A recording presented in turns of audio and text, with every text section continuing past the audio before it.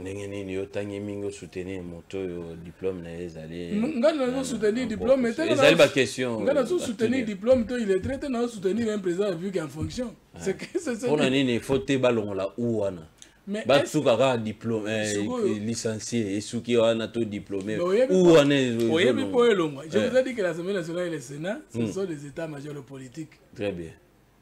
Oh, bah reflète la vision politique qui domine à cet même aux États-Unis. Même en France. Mais si vous avez pas nanda konayo, ça va battre la campagne, ça va la candidat député pour que l'on l'atique. Ou on est jamais dans la législature. Dans la législateur. Ils avaient promulgué. Attends aux Anzambes, tant que l'on est coïté, au long langoté. Jour, n'allié. Très bien, aimables fidèles téléspectateurs, nous vous disons un grand merci. Merci d'être là parmi nous ce soir. Nous sommes Tingui Télévision, c'est l'heure de notre programme Dénonçons. Veuillez nous excuser pour ces grands retards. C'est indépendamment de notre bonne volonté, mais qu'à cela ne tienne, nous sommes là pour nous servir. Nous avons l'habitude de nous retrouver pour les comptes de cette émission chaque lundi, mardi, mercredi, jeudi et puis vendredi, 19h, heure de Kinshasa. Merci encore à tout le peuple congolais qui ne cesse de nous faire confiance chaque jour. 089 73 88 067, les numéros qui nous mettent en contact permanent avec vous tous. Mais restez branchés, restez sous-coachés, surtout que je vous avais annoncé les lobos à la Lissoussou Ebélé comme d'habitude. Mais il faut avoir l'habitude de gagner des âmes. Vous gagnez des âmes pour nous dénoncer. Vous comprenez? Vous comprenez ensemble. Vous gagnez bateau pour nous dénoncer. Bateau va rwandolanda dénoncer et l'ongona yo. Kozarara tina bateau bomesana. Faut bo bakisara moko na famille bota dénoncer et puis boye bisi que faut chaque crédit benga pour na mamboka pour être allé très important. Qu'on discuter, qu'on échanger, n'a pas invité au honorabiso chaque soir et puis tous faire intervenir population en direct pour vous ala na facilité à quoi ba actualité zo kende boye to yamba ke mutotel la pesa ki makanti boye biso to tuna ki pe boye et puis yango ane permettre biso to joie moi éclairage nzongo ma famille à République démocratique du Congo dénonçant les lotos allés na thématique phare to là beaucoup plus profil un bon profil il y a un bon candidat président de la République to vendre la profil wana na kati nango to solo la biloko o ezali très important ezali profil nae a roya na programme nini pour le Grand Congo na profil oyo ya kotokozwa programme nini fuelanda na programme oyo kolanda discours na ya malonga et puis toza siko ko intervenir élite congolais face ya ba élément autorozo pas invité na biso élite congolais positionné que zalanine ton message na que zalanine a corréler message nini parce que tozala toutefois l'habitude ya kobeta lisolo ya ye biso pe tozali inclus par rapport ya thématique ya pourquoi lelo mais tokopesa beaucoup plus opportunité na ba congolais nyonso to ba kolanda biso bo intervenir en direct bo tuna mituna o ezali très sensible biso pe boyebi ke awa tozalaka vraiment côté wana tozalaka makasi po ete tozali na échange ya ba idée nde tozozwa lumière sikoyo lumière po tozwa ngo esengeli na biso tosala nini esengeli na biso totuna mituna oyo ya makasi oyo wape que permettre inviter na biso à réfléchir pour tous à la bénéficiaire ya makambo ya malonga na pesimbote na ba congolais surtout bazo sala biso déjà signe na 089 73 88 067 ba kolanda biso mbote na ba kambinyo so mboka tozala binemite tozalaka ba collaborateur biso to yaka ko yebisa bino ba réalité po bino bozali na difficulté boleka na cortège bozaka na difficulté à koyeba makambo ebele biso to yaka ko interpeller bino ko yebisa bino ko rappeler bino que ici ça ne va pas to ko bongisa nde yango wana magie ya biso surtout biso dénonçons toujours sala yango ngai nazali na plateau na bandeko bazali na bandako na bango pona pourquoi lelo nazali na sengo mingi ya ko partager même plateau na kulutu moko oyo ahonoraka biso esali pe mwa mikolo ebele mwana mboka Fumototo basanga yende ahonore biso encore une fois na pokwa lelo tokosolola na ye tokobeta na ye lisolo na maimatali politique ya mboka na biso na pokwa ya lelo esengeli na moto nyonso tu zala na esika na yo matisa nde volume matisa volume papa benga mama bana bavanda et balanda de notion longola oyo nyonso ezali distraction esengeli na yo na horizon oyo tozali kokende ya ba élection ozaka à chaque fois temps et olandaka de notion pour comprendre nini oyo bazali tozali kosolola na dénonçant mwana mboka Fumototo na pesio mbote pi boye malamu mbote na lokola pe eboko likolo ya motema mbote na ba nyonso bazali kolanda biso bisika penza bazwami bonne santé ndenge mboka ezotambola mboka ndenge mboka ezotambola ndenge santé no ezali oui santé na ngai eza vraiment lié na thermomètre ya Congo so Congo emati ngana mati so Congo ekiti ngana kiti vraiment il faut qu'on remercie Nzambe parce que ce dernier temps na bela ki makasi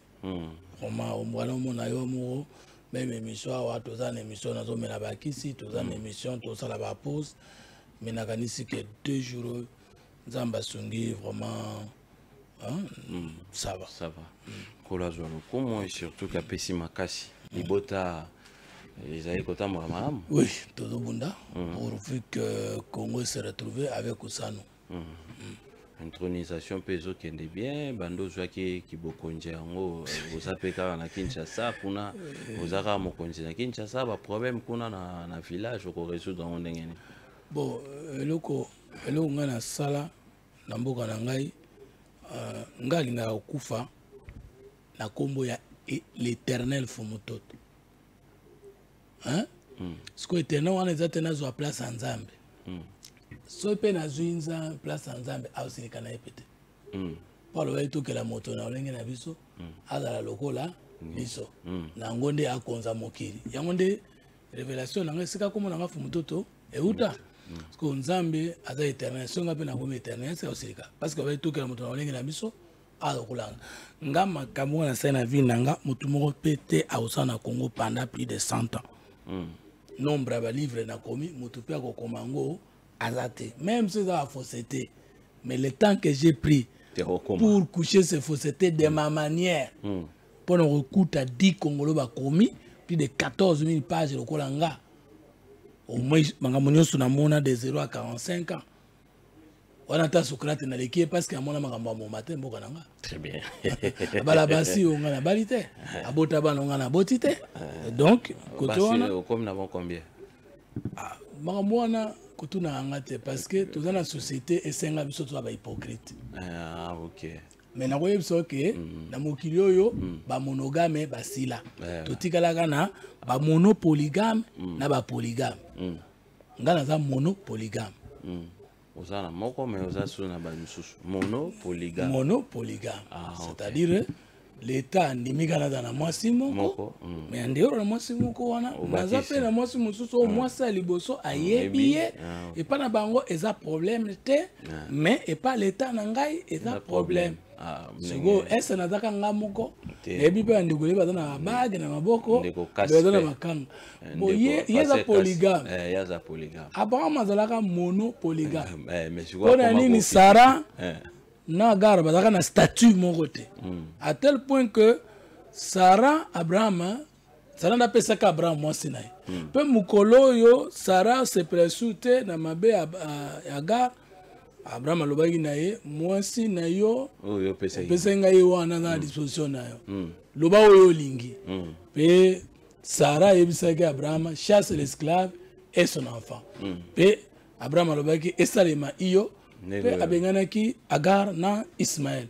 Donc ce qu'on peut pas dire qu'Abraham était polygame parce que les deux femmes d'Abraham n'avaient pas le même statut. Très bien. Mais il n'était pas monogame parce que Sarah reconnaissait aussi Agar. Donc il était monopolygame. Batunyoso bakoma sana mono mais bayebani na mwasi moko mais abibanga su baza polygame te ba monogame te akrea vice mama Bon, vice maman, bon, on a préparé que moment, bah, toi, bah, que, monopolygame. Très bien, merci beaucoup. Voilà. Il s'appelle Fumototo Parti. Parce que non politique est à bon barates ce qu'il pense. Très bien, Parti Zali Malam, oui, tu m'as bien. Bon, parti, c'est ça, malam, c'est ça, parti, quand on a pouvoir, et Zouambongo, hein, si manamona, ma bena malamo, et comme on a siège, et belena, implantation, et belé. On peut s'en aller le contraire, dans le Congo. Biso na to koti na bokonzité à gérer mais tous à coexister mais tous persévérer. Très bien, voilà. On va aligner ba candidat. To aligner na ngolu ya regroupement mais ceux za biso mo to to kokate. Très bien. Parce que tout ça il parti de capot tout dans la vision, mission en fondement ou les socialistes étaient libéralité. Mais tout le monde dit jamais troisième voie et koufa. Mais ba moyen toujours on nzela ya regroupement A25 il y a maman Fifi Masuka. Il faut tous à sincère.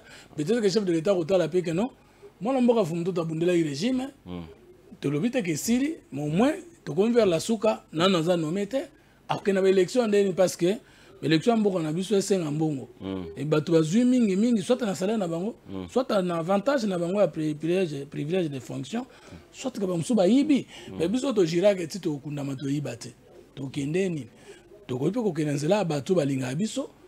Mais ça ko contribuer comme na zomo na pe bande ko zo benga passer par là contribution na ngo. Et ça la pe biso genre pour que epé sa biso une autre génération de politiques congolais. Très bien. Une autre génération de politiques congolais. Congolais, pas de politiciens. De politiques congolais. Une autre génération de politiques congolais. Une autre génération de politiques congolais. Des politiques congolais. Voilà. Voilà. Donc, on va solo la nouvelle classe politique. Mais une autre génération de politiques congolais. Très bien, merci beaucoup, c'est très bien. Fumototo basanga tozali na poko lelo tika la matcha sko volume. Matcha volume na opesa actualité après to kotimba la moko na kozwa tananga ya kotuna emituna yepa kozwa ta ko répondre to kozwa pe ta ya koyoka bino na kopé na pesi bino 1 minute 30 secondes ya kotuna emituna. Donc zwa tana yo ya kolanda émission, zwa tana yo ya kolanda émission tikala esika ozali. Les actualités du jour, le gouvernement entame les processus d'élaboration du plan du retrait accéléré de la MONUSCO. Fayulu favorable à un débat contradictoire entre candidats présidents de la République. Élection 2023, après Mukwege, Fayulu signe le contrat citoyen qui l'engage à lutter contre la corruption et le népotisme. RDC, incursion de l'armée rwandaise au nord Kivu, Kinshasa appelle à des actions urgentes et vigoureuses de la communauté internationale. Le gouvernement a déjà acté le départ prochain de la force de l'EAC. Pour nous, c'est terminé lors de la prochaine réunion de chefs d'État. Cette question sera discutée. Élection, la mission d'observation CNCO-SCC exhorte la Cour constitutionnelle à consacrer l'inclusivité promise par la CENI. Très bien. Ah, yoka. Incursion ya armée rwandaise. Bakoti na Nord Kivu, Kinshasa beleli. Biso awa, tango bawazalendo bakobunda. Okoyoka bato mosusu balobi to hypothéquer armée tosali boye tosali tolinga mboka tolinga mboka na baforme nango to soki esengi ata bato ya maboma badefendre mboka tolinga ngo nano bongo après makambo mosusu tokosola yango nsima. C'est très important, c'est très capital makambo etali l'amour de la patrie. Donc moto surtout il faut à cultiver yango mwana mboka Fumototo tozio na poko lelo beaucoup plus na lingi to vandela atuaibi Fumototo niveau ya réflexion na yo ba étude sali ba recherche ba publication sali nyo surtout ba congolais ba yebi mais lelo oyo tozali beaucoup plus ko marteler sur les élections présidentielles. Quel profil idéal d'un bon candidat président de la République? Mwana mboka Fumutu. Na sisa raisonnement na ngai te soko sunga. Tokei. Alors tunanga processus ya intronisation. Parmi yango na bandaki ozaka na kisazo kenete. Oui. Ngana lingina za mtu aliboso. Na secteur nanga le bakela. Secteur est plus populaire na lomela. Na mtu aliboso tonganda ko ile kitoko. Na mboka na ye. Et puis na salango. Mais na sambo ndako d'abord il y a des matériaux naturels au bakoko batonga ya JT et Mongo. Ça salle de fête na mboka na ngai na ba kasa na njeto nzamba sala pour révolter les gens de chez nous que beaucoup qui peut vendre kakawa peut kolala na condition bien. Ndako nanga il y a matériaux naturels mutu moko tata na ndako wana na koloba na lomela mobimba territoire. Très bien. Après, bande kunabiso neti na tribu nanga, il y a eu des gens qui ont été des ministres. Mais sur le qui n'amboka na bango, zo ebate que ministre azakia. Il y en a qui ont été des vice-ministres, mais batongi banda kona sima nanga. Mingana tongi ndako na matériaux modernes. O le ki banda kona bango nyonso munene pe qualité. Ya yo moko. Yanga moko. Donc so komi pa na résidence na mboka. Yo oloba nanga na parti moko na Kinshasa sikoyo tunangai ngasa musala nini na l'état congolais ya malonga te bango sa misala nini ba PDG ba PCA ba vice ministre ba ministre mais bazotonga na sima nanga pe batikali ko tonga ndako ekokai na yanga ite saka mboko so to tonga ngote eza mutema mabe incompétence na ignorance. Tant yo tongi mais population ba villageois ba ko tonga na ba moyen nini po yo zali à cheval Kinshasa o kotanaka na ndeko na yo ntingi pololo ako pesa au moins 100 francs okutani na ndeko na yo Gilles Alingeti apesi au moins 200 francs okutani na ndeko na yo kulutu na yo Mboso Nkodia apesi au moins 100 francs mais ba villageois ba kozwa ngwa soki na wani ke na ndeko baza na union sacrée basunga ngai te na kosi parce que na nomination te siko avivaka ndene bandeko pe basunga mais mutu na ngai nde lisungi na ngai liboso pe ya suka mokolo yango ekolemba ndinga na lembi. Très bien. Donc pour dire que tozosala effort pour que na histoire ya mboka oyo totika isu lisola basi te ya mituka te ya bilamba te mais totika lisola nini tosala pona communauté o tozwaki makoki ya kodirige yango totika vraiment histoire wana ndinga nazo benga bandeko question na wana eza question makasi. Merci. Na ebite sona okokango menengina meka un homme politique c'est qui les moto yo azo koka ko concilier le passé et le futur dans le présent. C'est-à-dire il faut avoir une conscience historique, une conscience futurologique supérieure na baninga. Conscience historique ezali moto ayebi to uti wapi. Na ko uta to uta api banguna commun, les ennemis communs na biso ki banani. Les luttes communes ezalaki nini, les victoires communes ezalaki nini et les valeurs à conserver eza nini dans notre passé lointain et récent. Ça vous moni na Luc chapitre 3 verset 1er, on commence d'abord ko beta lisolo ya généalogie de Jésus-Christ. Très bien. Moto ayelelo. Abotami mwana Joseph na Maria, ya moto ndimakaza mwana na Nzambe. Lobby mama nazaki na mutolo nani mama ya mama nazaki na mutolo na omona bazongi sorti fils d'Adam fils de Dieu monte conseil historique la kisake oazo ya ayebaki le passé parce que après si généalogie nae. Très bien. Un homme politique on le connaît pas son parcours parce qu'en politique on s'improvise pas. Mutalinga za la candidat président de la République il faut botu nae 10 ans passés 15 ans passés, il était en train de faire quoi dans ce passé-là. Na conscience historique, parcours naïe. Il faut y avoir histoire politique du pays. Critères à l'Ibosso. C'est pourquoi on a formé un politologue.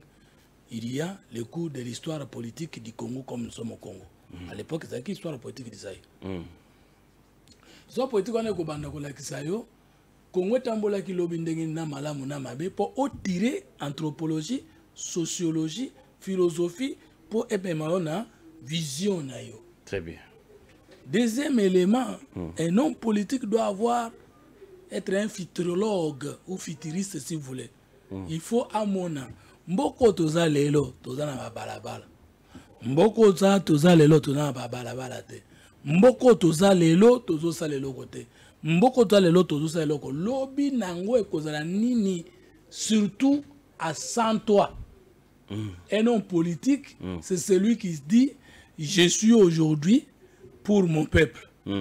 Et après moi, qui sera pour mon peuple? C'est de là qu'il y a un leader. C'est-à-dire, ayebi esika uti, ayebi oyalingi, mayebi kolakisa baninga batu, bayeba oya sali pour qu'avec ou sans lui mboke sanini ekoba malam. Un homme politique doit voir le monde nouveau dans le monde ancien. Et tant qu'on y aura un projet de société, programme ni kolobanine, neyebi ndeto utaki lobi, neyebi ndeto za lelo, mais lobi kozala nini ndeto bengi il faut projeter le utaka mon projet. C'est-à-dire mokili ya lelo kosala malobi ndenge nini. Une projection. Voilà. Yango tulubaka nazalaki yango nazali lobi pe na kozala. Mais il y a des gens qui auraient existé dans le passé, qui existent maintenant, mais qui ne vont plus exister. Je vous donne des exemples. Okay. Mobutu, qu'est-ce qu'il représente aujourd'hui? Rien. Il a existé dans le passé avant de devenir chef de l'État. Il a été adoré, loué comme chef de l'État et puis il est mort éternellement. Plus personne n'accepte de continuer ce combat. Et ce combat n'existe plus. Très bien. Évitez d'aimer les hommes. Parce que les hommes passent. Et l'homme politique doit être porteur de valeurs et des idées forces pour le développement éternel ou triade de sa cité. C'est pourquoi nous avons Très bien. Moto ayo kakabalobaka que la politique c'est un jeu d'intérêt azandoki. C'est l'intérêt qui prime. La politique est un jeu de valeurs et des idées forces pour les besoins communautaires, l'intérêt communautaire. Définition en monsieur Zate. Je dis bien définition politique en gros, monsieur Zate, ata docteur en sciences politiques. Ce que tu yoka que doctrine est politique est un jeu d'intérêt. C'est-à-dire, ceux qui se retrouvent aux arbres, ceux qui se retrouvent au Keikuna, mais communauté nayo. Et dans la village. Parce que ce sont ça les personnes publiques, les personnes politiques. Et dans la village, et dans la famille, et dans l'école, et dans l'hôpital, et dans la route, et dans la territoire, et dans la commune, et dans la province, et dans la pays. Il y a des cités. Alors, ceux qui ont la politique, pour que vous soyez 5 entités ou en ezwa, vous avez occupé la politique. La différence entre les faits politiques et d'autres faits, c'est que le fait politique est global et communautaire. Que ce soit la science politique, que ce soit l'art politique, tina nango ezaligaka ebele abatu bazwa intérêt na bango na kati. Très bien. Soki ebele abatu, eteni abatu, eteni ya mboka, ezwe intérêt na kati te. Yango ekozala nyonso sauf politique. Très bien. Yango sikoyo. Toko résumé on a lobby na 3 choses. Okay. Ayebi passé, ayebi futur. Yango il a agi pour concilier le futur et le passé dans le présent. C'est ça l'action politique. Lobby tozalaki boye. Toki to ba pa rega malamu. Akosuka na te ndenge ni soit tokozala su malamu lobby mukoleka. C'est-à-dire si vous mangez bien aujourd'hui, ça ne suffit pas. Il faut vous poser la question, est-ce que demain je continue à bien manger? Deuxième question, comment je peux mieux manger demain? Parce que notre vision a 3 phases. En considérant l'homme comme corps, nous devons lutter d'abord contre la malnutrition la maladie ensuite et l'insomnie. Pour nous lutter contre la malnutrition en vision à 3e voie, parti idéal patriote, l'homme doit manger à sa faim. Mais ça ne suffit pas. Il faut aussi que l'homme mange à son goût. Mais ça ne suffit pas. Il faut que l'homme mange à sa santé. Quelle est la différence? À sa faim, ça dit il faut et ça. N'est-ce pas? Comme de la salle super appétit, bon appétit, apéritif qu'on sort pour baluka kanzala pour ende kololibu. Biloko akolia kande mon père. Mais à votre goût, ça veut dire il faut pas que quand yokinzala kambolongo ndeza wana ozana choité. Kaka kwanga ndeza te, il faut quand même tu dises na lingi bolongo lelo te na lingi ngolo. Na lingi ngolo lelo te na lingi pentade. Na lingi pentade te na lingi ngulu. C'est ça manger son goût, non? Non seulement non pas que c'est moza nanzala, mais olia eloko motema elingi. Maintenant on susu kolia poza nanzala. Pour les locaux lingi, bongo soki santé no linga geloko anate. Il faut avoir les moyens pour aller à l'hôpital, avoir un médecin, parce que mon toko zanga médecin na été, à cause d'un avocat na été. Très bien. À cause d'un pasteur na été. Très bien. Pour pas soigner. Donc, vous comprendre que en politique, c'est toujours cet esclave là qui fait 5 choses. Abunde la kabato bazanga makasi. Na bato ba monelaka. Akanisa kabato baza sur place était. Pe bayebite nini balukaka. Arapela kabato babosani. Aliaka patuna qu'est-ce que baninga balié? N'est-ce pas? Akoki kokufela mboka na me akoki kobebisa mboka na ete. Très bien. Nasuka nano wana po ezebe. Siko suka wana comme ça siko biso. 63 ans après. Tozalaki na bato wana. Lelo tozana bango. Très bien. Lobi tozana bango. Pesa biso siko yo lelo. Profil idéal. N'engo pesi biso déjà ba élément au pesi biso tozo présenter aussi ko fumutoto tozo présenter les exercices auto ko sala nayo tozali na docteur Mukwenge tozali na Martin Fayulu Madidi tozali na Félix Antoine Tshisekedi tozali na Moïse Katumbi Chapwe tozali na Delice Sanga tozali na Matata Mponyo tozali na Adolphe Muzito bato oyo bazali phare ba Constant Mutamba bandeko Constant baye bandeko mususu baye bango na nyonso.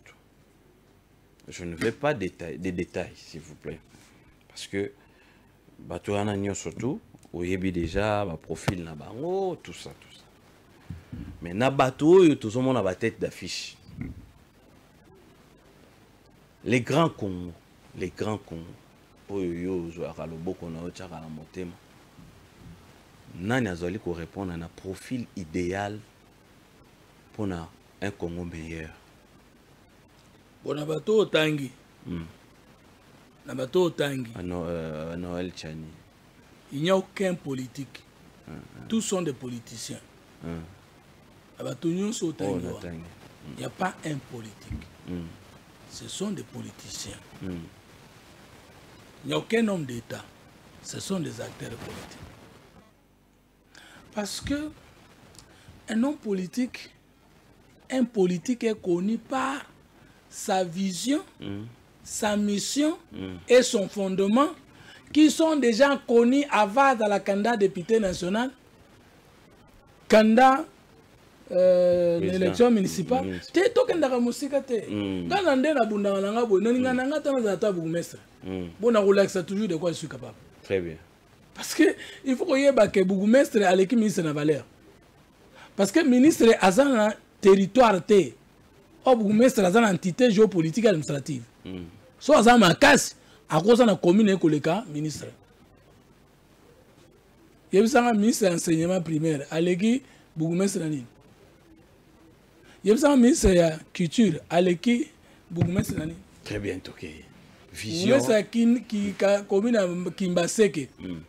Il paraîtrait, si je ne m'abuse pas, et que quand Gabo et l'équipe belge, on équivalent chef d'État belge. Normalement, Kimbaseke, il faut éclater, on a 11 communes. Ce total par moyenne de 50 000 ou 54 000 par nombre d'habitants, comme Gombe. Or, Gombe, quand on a Kimbaseke, un nombre d'habitants, 11 fois. Zosko 54 000 supposés à Gombe fois 11. Pour Kouta, population, imaginez à Kimbaseke. Il faut une vision. Vision. Deuxième, une mission. Troisième, un fondement. Batouana Natangi Bazanango. Kasi, ce que l'on comprendre. Si vous citez le Lumumba, directement, mon nationalisme est à la Moutouna. Très bien. Mais ce que vous citez par Palou, directement, mon lumumbisme est à la Moutouna. Très bien. Ce que vous citez IDPS, directement, État de droit, est à la Moutouna.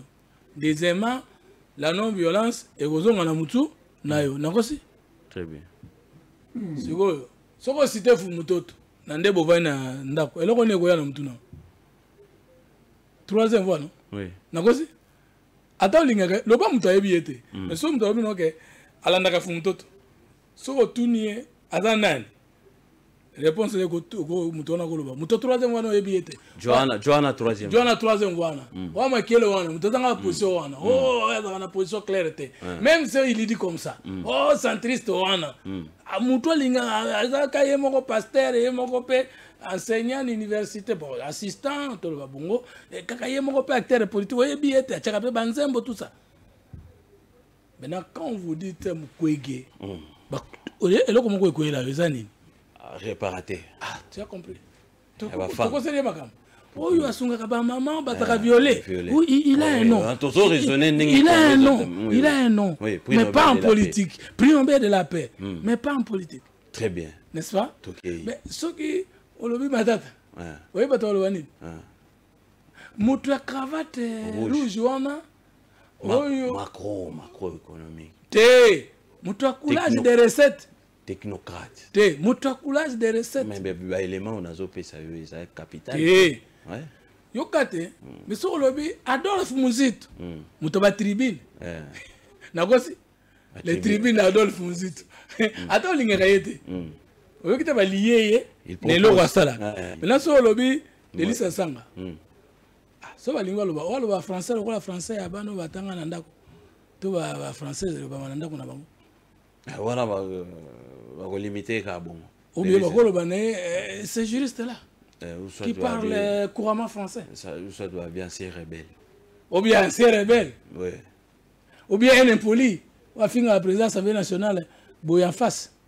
Ah, ouais, non, musique. Mais non, mais mais ma image, non, le magambo, ata osiriki sikona ndako sirika na po d'abord oza pembe na ngata osanga elote bon ata osiriki na mais on ngana zoluba ata boina est-ce que nos tina émission d'année ezo beta biso na moko denonso bizalelia badoyo balingi bakumba mboka très bien Noël Chani ah ba loi Chani donc des pères et de la mère nakosi très bien bon Tangela mtu Moïse Katumbi natangi. Moïse Katumbi Mazembe.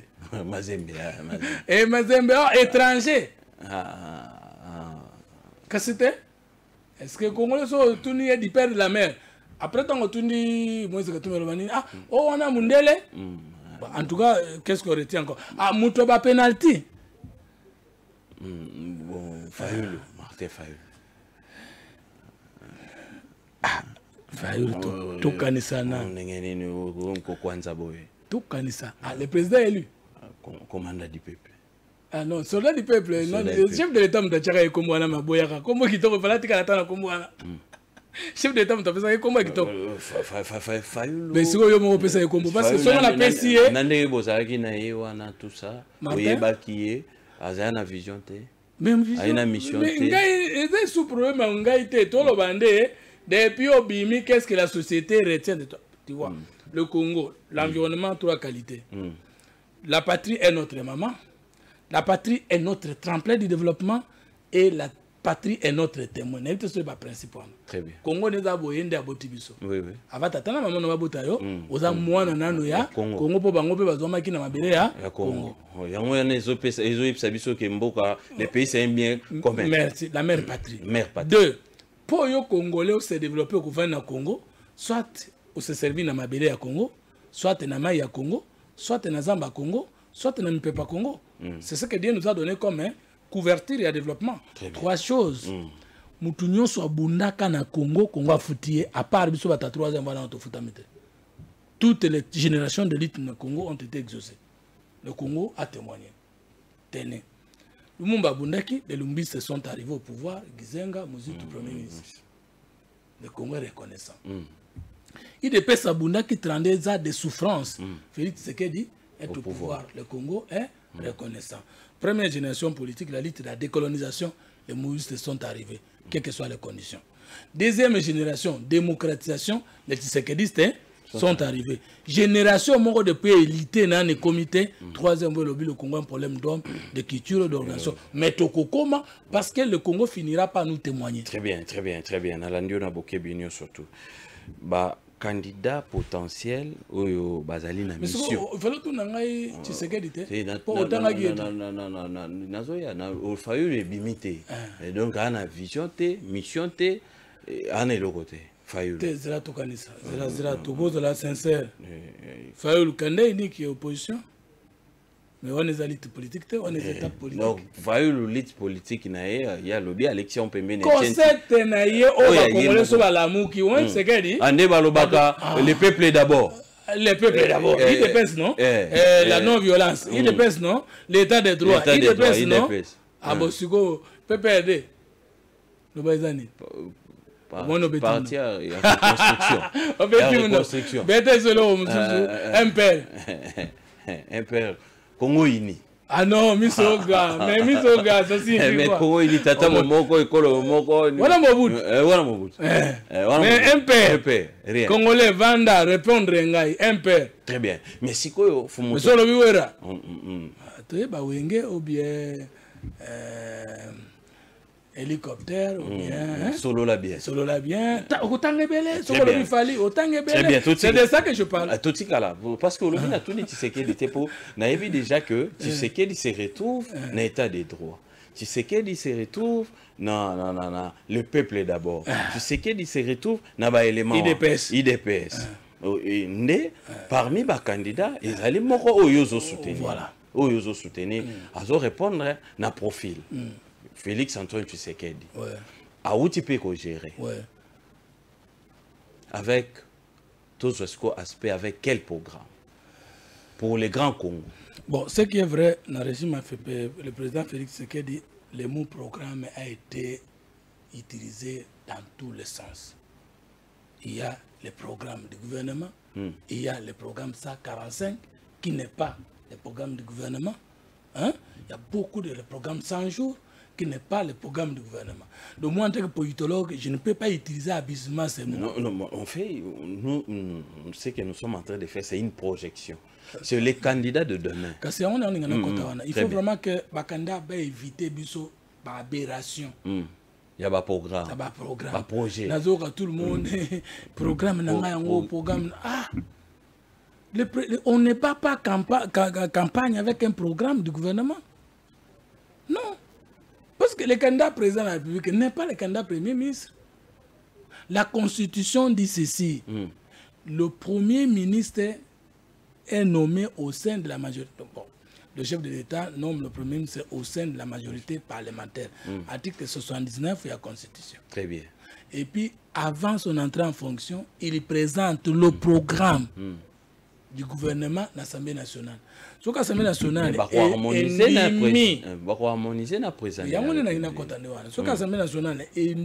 programme investir le gouvernement, budget, où est-ce que comment un président de la République doit avoir un programme? Peut-être les gens parlent d'un côté, mais le concept est opposé problème. Jargon est opposé problème. Maintenant, le président du projet et le président candidat ne peut pas avoir un programme parce que le programme, c'est quoi? C'est l'articulation de la vision projetée d'un homme politique. Mais si vous avez la campagne sur base de quoi? La campagne sur base de quoi? La campagne sur base d'une vision et d'un projet. Parce que le projet est un ensemble d'options, il y a na valeur, na idée prioritaire au Kosal et sur 5 ans. Très bien. Permettez-moi s'il vous plaît. Au lobby, ça la campagne sur une vision et un projet. Un projet. Donc la première des choses, pour nous élaguer, pour nous éliminer, candidat au basa sans vision, bazali ko répondre déjà à nos critères. À répondre parce qu'il faut avoir une vision. Après un projet, des programmes. Vision de conception du monde. Concept na yo et développement. On appelle ce exemple. Vision na fumutoto comme acteur politique. Vision na biso troisième voie comme courant de pensée et zali développement triade. L'homme a 3 parties. L'homme est esprit, l'homme est corps, l'homme est milieu. En considérant l'homme comme esprit, nous luttons contre l'ignorance, la peur et la pauvreté. En considérant l'homme comme corps, nous luttons contre la maladie, la malnutrition et l'insomnie. En considérant l'homme comme milieu, nous luttons contre l'enclavement, l'insalubrité et la dépollution. Ça, c'est ma vision d'État. Mais quelle est ma mission pour que cet homme ancien, que je veux devenir Akoma, Congolais à Sika, Nazela Makanisi à Sika, Yende Motongi Yamboka Sika. Congolais wana na yeli mission. Mission nanga c'est la trigamie. Message spirituel, scientifique et politique. 3 comprimés. Destin nae ayeba, génie propre nae asosola, autonomie politique nae dans l'interdépendance akanga. Ça c'est la mission. Fondement mutuana on a monnaie dans 3 parties. Qu'il faut libérer avec la spiritualité du développement, la science et méthode de libération. Et la politique ou l'esprit de l'État de la République. On les a livré. Très bien. Vision. Très bien. C'est ainsi. Oui. Maintenant, Moutouana a fondement, c'est l'Alliance nouvelle. Qui réconcilie l'homme avec lui-même, avec son semblable et avec son pays. Ça, c'est ma vision. Maintenant, dès que tu as vision, je suis président de la République. Très bien. Je nomme un premier ministre. Pour qu'il y ait un projet, une vision, à programmer annuellement. Dans ma Toloba qui wana 3 moules de l'existence, 9 chantiers.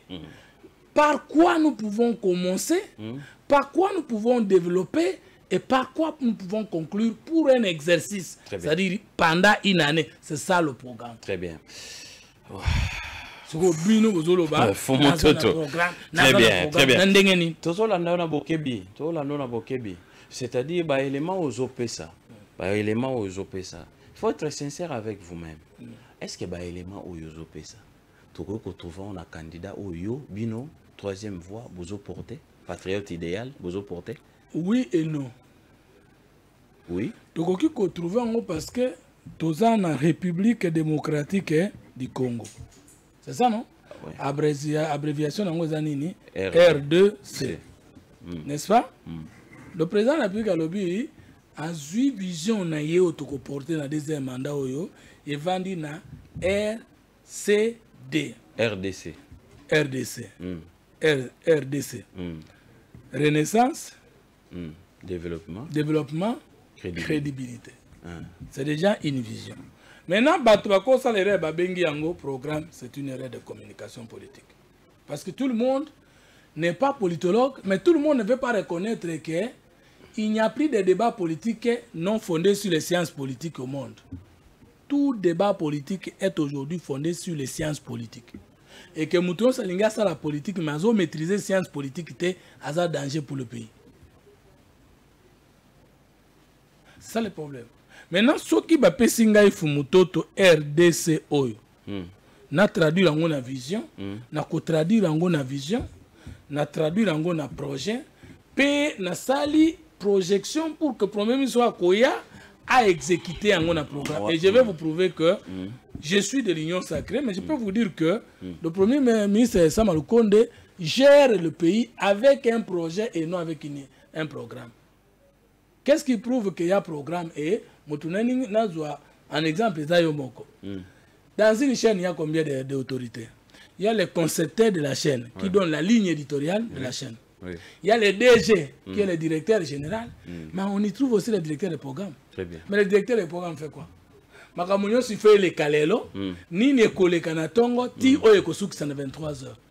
Toyebi que na 12h30, émission oyo, et tikele émission au place, vient publicité ou vient interlude musical. Yo moko yebi non? Très bien. Bon, yebi sanga dans programme du gouvernement. Boko ko yebi sanga mu colonie ni tozana journal des activités du gouvernement to yeba lundi gouvernement ko sala boye, mardi gouvernement ko sala boye, ti la semaine après janvier gouvernement ko sala boye, février gouvernement sala boye, ti fin de l'année. Le quoi son angoté, tout ça un programme du gouvernement. Très bien, mais bien nous accompagner Rabato aveuglément, c'est ça le vrai problème. Et l'élite a perdu sa valeur aujourd'hui. Tokenaka ko accompagner aveuglément. La démocratie est destinée que peuple a dans maboko mibale. Le boko mobile le pouvoir, le boko moi si l'opposition. Yango mibale e bundaka peut sunga peuple a kende liboso. Très bien. Sikawa soki tokena pouvoir. Nde tomoni ke biso to koza la te pona ko telemlaka mukambi. Pour dans l'opposition peut balobi biso to koza la te pona ko landaka eye. Mais ingolo bateke biso dona pouvoir to mona mabe ya pouvoir te. Et l'ingolo bateke bato dans l'opposition sozolo ba bazolo beza lokutate. Mais pesa minde charge. Yo ozana pouvoir okuso ko le kana place publique te oya ko telemela makambo ya pouvoir. Okoloba na kati ya réunion na bino. Kuna na pouvoir sikoyo boza obligé boza na débat critique pour boyeba ba faiblesse na bino moko plus opposition zo pesa boko sa amélioration ndenge ngai na média otuninga ba question chronique et science politique naza obligé na répondre yo ici comme expert pour éclairer na moto sa la politique te na moto dans opposition na moto dans le pouvoir par rapport na diplôme ou l'état ndi maintenant dans licencié peu mo la question place wana penzo komi place tozali ko chiter na yo pour na pe tozo réaction en population pour pesi matière moko za tellement makasi oyo ba congolais mosusu na korele na kopesa bino na ndenge moko elemba pour bozana facilité bayaya botuna ba question mais tozali ne tobeta lisolo 21e siècle lobi RDC le Congo doit renaître. Nous avons l'obligation de développer le Congo et la crédibilité en dépend remontada, comme intitulé le président de la République. Alors, intitulé le président de la République. Tout dans le 21e siècle, Fumontoto, Basanga, Azali, à niveau tel. Réflexionner Zokende, Toyebi, et Sikawapi, Aouti, et Sikawapi, Azokende. Aujourd'hui, les candidats au Yozali ko porter Félix Antoine Tshisekedi, il a quel niveau d'études pour diriger les grands Congo? Bon, question les ali malam. Il faut aller dans les critères au babesaki na loi électorale na la législateur batia kinini. Balobi que mutu à cause de la candidat président de la République était s'il n'a pas le titre, le grade de licencié. N'est-ce pas? Très bien. Basuka ko on atteint ou l'équivalent. Et équivalent à une expérience politique dans un domaine politique, économique ou culturel moyennant 5 ans. C'est ce qu'on a dit, non? Très bien. En ce moment-là, que je réponds à ça licencié, à ça gradué, pour autant que la candidature n'est pas acceptée, la législature est passée. Il a répondu au critérium où le législateur a passé. Et pour autant qu'il vient d'exercer les fonctions d'État, du chef de l'État, 5 ans. Quand il diplôme, c'est nini? Et quoi par rapport à critères où ils qui na loi électorale na biso. Deuxième élément, un homme politique est différent d'un politologue. Mais il a besoin du politologue, mais tout politologue n'est pas un homme politique. Tout politologue n'est pas acteur politique. Tout politologue n'est pas un homme d'État. Mais il a aussi besoin, parce que c'est l'homme politique qui crée les sciences politiques. Et le politologue vient étudier et en devient prophète. Comment? L'homme politique est à les connaissances sociales, politiques et administratives. Alors que le politologue est à sciences sociales, politiques et administratives. Différence avec moi, Zalini, Oyo, pour ça, il diplôme de révélation, expérience, initiation à la politique, il a des visions, l'ambition, les combats. Le militantisme pour changer les choses à partir de ses expériences, de ses connaissances. Oyo a étudié comment les différents hommes politiques se sont comportés dans le monde, faiblesse et puis comment perfectionner la raison politique en tant que science. En ce moment-là, on ne suit pas un homme politique par ses diplômes, mais on le suit par sa vision, sa mission et son fondement on tombe de passage du monde ancien au monde nouveau. Est-ce que dans le monde les a évolué, ils allaient parmi les éléments où ils allaient impacter makasi par rapport à coefficient intellectuel? Mais il est nécessaire que Moutounio Salinga sur la politique fasse documenter, puis il faut y aller à la science, ce qui était ici. Je comprends que Mboka Nabiso, toujours beaucoup plus libosoté parce que le message où ils allaient véhiculer. Non, mais c'est ça le problème. Le problème, c'est qu'un homme politique, il est supposé avoir appris la politique, nanda qu'on a bango na parti politique nae. Mais ce qui a la science politique, mais il pratique politique na parti politique na été. Ayekoli pe politique pas mutu ya solo pas sa politique ya solo te. Et ça bombe et c'est bombe ndezo bomba biso. Mais aujourd'hui bazo reprocher crème, il y a République démocratique du Congo au bino bozali cité na ndoi na yo ntingi pololo bozali ko soutenir ba valeur les sociétés bozali ko soutenir boyebi ki pouvoir eza pas mutoto kende kaka au lieu bosala bloc moko bino baebo yozo réfléchir ne continue polo à réfléchir toujours bande comme ça ba ko réfléchir likolo makasi bosali bloc bobandi combat moko bolobi cette fois-ci Congo il faut la gérer na bateau baza na critère boye. Vous ne le faites pas, il y a un peuple lelo azali na rue a kokoka ça la choix te. Donc bateau ça la confusion entre rôle du scientifique comme Mutaulu Kakwanga nae ateki maele nae azumoleki nae rôle ya scientifique lokola muto fungola bongo ya bana na université aende ko pesa bango cours sans ko yebisa bango positionnement ou pas politique nae na rôle d'un scientifique qui devient un combattant politique. Mais ça trois rôles. Jacques Attali a été reconnu parmi les Français les plus intelligents. Il n'a jamais voulu être ministre ou conseiller ou président de la République. Il a pris son intelligence au service des décideurs. Bah fouti bah honorer naïe scientifique à vivre naïe. Un professeur d'université en France n'est pas envie de devenir ministre. Bobenge bo consulter bo fouti bah honorer naïe. Ce qu'un un scientifique intelligent qui vient faire la politique doit rencontrer l'état d'évolution de sa société. Très bien. Mais les autres en ont les deux se comprennent. Très bien. Mais non, le tribalisme, le favoritisme et la malgouvernance, ils ont permis peut-être que casting pour mon de la ministre, casting pour mon de la conseiller, directeur de cabinet, et répondre à un critérium objectif, d'autant plus que dictature, il y a un parti politique. On va faire un nombre de députés dans le Parlement, il y a un quota à sélection à ministre. Ils ont posé problème pour tous l'homme qu'il faut à la place qui fait défaut. Et nous pensons que le président de la République, Félix Tshisekedi, a causé l'effort à niveau 1. Parce qu'il y a déjà dans le Congo, tout le monde a dit que mais il fait que qu'on na poste ko kina niveau na été mais na bato musu to mona ke o ya kokili kamboyo mais azoko maté c'est-à-dire que toza ko ça la recrutement au lieu ko ça la sélection mais fumoto tozo cité déjà ba valeur wana na benga la mouvement ya révolution pour la nini nzokoka ko bota maté bato mayele bato ya bwanya bato mayele balobité cette fois-ci tozui décision Tokotambusa mboka boye, mboka foueta moma boye, ba pesa impulsion de tout monde à sous d'autres si. Pour la nini zo salamate. Ezo salema déjà. Bongo tangi singi ndenge nini. Bongo tangi ndenge nini. Mais ezalinde le Congo est encore jeune. Révolution ezorambala moko te s'il y a pas de précédent historique. Mais bato déjà bazo ko caricaturer bino. Vous soutenez déjà mettez-moi les termes. Vous soutenez déjà les médiocres. Vous êtes derrière des médiocres. Il y a un bateau croire sur na combat na binoté. Non, le Congo, le problème est pour ma conception de Naloba Kinayo.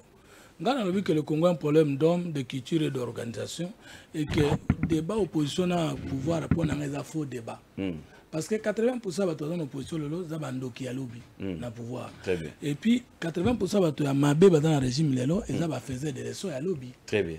En ce moment-là, le problème n'est pas le camp qu'on est, le problème c'est la qualité de votre conscience, de votre intelligence et l'engagement pour que les choses changent. Les lots qui pouvaient imaginer que tu as gratuitement un enseignement primaire, qui pouvait imaginer que tu as relancé un programme PDL 145, qui pouvait imaginer qu'un président de la République qui a réalisé sur 5 ans ce que le président Tshisekedi a réalisé. Nous avons dit continuer l'opposition. sans savoir quand est-ce qu'on va avoir le temps de gérer, ça peut poser problème. Mais accompagner un dirigeant inconscient, c'est un danger. Mais si on trouve un dirigeant conscient, on peut l'accompagner. Et dans ce cadre-là que nous avons dit, toi accompagner Félix Tshisekedi. Parce que c'est un dirigeant conscient. Il est conscient, il aime le Congo. Et il ne cherche que Nanako Sungaye pour akende liboso. Yepe azana motambo, option sope tokoya nango entourage. Il y a malamu ezali, mais il y a mabeleki. Très bien. 089 73 88 067 089 73 88 067. Tout ça, fond Toto Basanga, élection présidentielle, profil idéal d'un bon candidat. Après Sibiso ba élément où ezali majeur, à lobby un bon candidat, il faut azala na vision, azala na mission, pena fondement. Pena fondement. Si ko ba élément wana majeur, to Koutiango et pas Félix Antoine Tshisekedi. Vision, ezali, ou yo zali ko soutenir, azali na mission, fondement na ezali nini. Non, il faut te babouer que Félix Tshisekedi, ce n'est pas lui qui a convaincu les Congolais. C'est son père. Il a joui d'une lutte. Oh, il y a papa naïe. Il y a papa naïe. Azali héritier. Azali différent naïe. Azali héritier. Yo rotike la. Pas forcément. Yo pe batu bako ko héritier. Tshisekedi n'a pas hérité Tshisekedi père à cause du fait qu'il est son fils. Parce que Tshisekedi père a Botaka Tshisekedi Ote. Il a hérité parce qu'il fait partie des enfants qui ont fait la lutte avec leur père. Ça, tout le monde, personne ne peut me contredire. Félix Tshisekedi Azana Bayaya Azape Nabaleki. Il n'est pas le seul fils ou le fils unique du fait Tshisekedi. Non. Mais nous le voyons acteur politique à côté de son père longtemps sans qu'on ait baké comme président. On ne peut pas dire que Azuinde pour tatana tikeli poste yango pe zalaki tatana était d'ailleurs ezaki te que papa n'a pas pouvoir lokola Odimba. Ali Bongo na non. Tshisekedi père est mort et Tshisekedi fils est devenu chef de l'État. Atikela qui est lutte, atikela qui est fauteuil. Et puis alors maintenant comme il a appris auprès de celui à qui les Congolais ont donné confiance, les Congolais n'ont pas hésité de donner aux disciples de son père le pouvoir. On ne peut plus dire que lui n'a pas la vision à partir du moment où la vision de son père a été acceptée dans le Congo et que dans le Congo, ça devait mettre nous sommes réfugiés à Tshisekedi. Père, tout le monde le sait. Très bien. Tolandi et Nabokebinyo surtout. Martin Fayulu n'a pas de vision, mission ni fondement. Moïse Katumbi, idem. Candidat Bélé Bazana Mote. Par rapport, il y a pertinence, il y a intervention dans le fond la standard, profil, Tolandi na Bokebi, et ça émission moro, Tolobeki et ça balabalate, et ça réflexion. Et ça mis tout na photo tout na pourquoi aller 089 73 88 067. 089 73 88 067. Je sais. Tozaba journalier. Si on dit jour, na journée ndenge na bimi boy, oh na kutani nango nde na lié. La journalier. Journalier. Donc kutani na jour nde olié. Jour na lié. Er na bimi na journée na lié. La plupart ba Congolais tozaba journalier. Si on dit jour, na journée ndenge na bimi boy, oh na kutani nango nde na lié. La journalier. Journalier. Donc kutani na jour nde olié. Jour na lié. Très bien, de retour sur ce plateau. 089 73 88 067. Allô, bonsoir. Oui, bonsoir, nos journalistes. Bonsoir, papa. Bonsoir, mes filles. Bonsoir, Fumutoto. Bonsoir. Bon, question à de Fumutoto. Félicitations, non, parce que nous travaillons pour l'Amboka, au monde a intérêt dans le texte. Question à l'exemple. Intellectuel, à vous, vous avez intellectuel, à vous, vous détournez bon l'État. Tout vous avez un diplôme et vous avez intellectuel. Tout vous avez français et vous avez intellectuel. Tout vous avez nous, pour nous avoir eu besoin de chance, madame, elle est mère, merci beaucoup. Merci, papa, c'est très gentil. Merci beaucoup. On continue avec des réactions. Allô, bonsoir. Allô? Bonsoir, Ndeko Mitterrand. Oui, merci, c'est très gentil. Merci. Bon, vraiment, Hollande, il fait un mois passé. Fumototo, troisième voie. Fumototo, conseiller na ça. Fumototo, tangu bituma vite zo bunama awa na dialogue ya Saint-Sylvestre azalaki na ngambo ya Kibala. Mais lelo donner des leçons pour Mutoto puisque abundi na Kabila pas sa poste à suite. Mais lelo aïsi biso que candidat idéal c'est ce que quoi il fait combat papa na ye. Mais tant papa na ye azalaki wana le peuple d'abord. Est-ce que les lois qui s'habillent sur Boye, Boye combat ce que le père, il y a mon fils. Bébé, allez sur Boye. Allez que le bateau n'a l'homme, mais la mouton n'a pas qui peut que les autres, les gens vont se battre. Mais pour nous tous, on a troisième voie. Automatique, il y a l'homme là. On a cité dans une aide sur Boye. On est en train de dire que ma diplôme, on va dire qu'on est obligé à moi. Mais ceux qui candidat Moussou sur le souvenir de Kabila à l'époque, on y a qu'on va comme diplôme. Puisque comment expliquer notre pays, notre pays comme président, sans titre académique. Dans la souris de la démocratie à Congo. La souris de la merci beaucoup, c'est très gentil. Allô, bonsoir. Bonsoir, papa de Nonsan. Bonsoir, Ndeko. Ah, c'est pas Namonio, Nicolas Bilamba, Sika, papa de Nonsan. Ah, merci. Kola tiki bisote, kola zosunga.